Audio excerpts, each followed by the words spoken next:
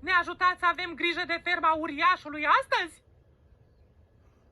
Ne ajutați! Grozav! Spre Mickey Depozit!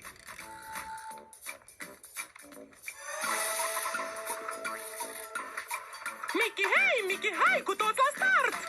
Mickey pe locuri! Fiți gata! Am plecat! Ne gândim și apoi rezolvăm! De micunelte potrivite ne ajutăm! De micunelte potrivite ne ajutăm! O, Toodles! La toate ne pricepem! Haide, micunelte, și începem! Misca! Musca! Micuneltele!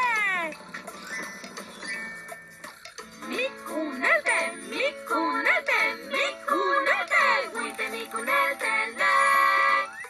Un tobogan? Mâno macaraua? Bună de ridicat!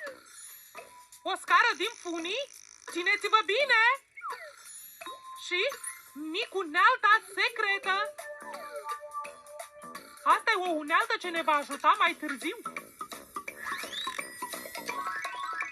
Toodles are unelte, micunelte, și ce lipsește, Toodles găsește! E mereu lângă noi, lângă voi. Și trebuie doar să zici, o, Toodles! Trebuie doar să zici, o, Toodles! La revedere, Toodles! În regulă! Avem micuneltele! Acum să avem grijă de ferma lui Willy? Dar, Mickey, ferma lui Willy e sus în nori. Cum o să ajungem noi acolo sus? Baloanele?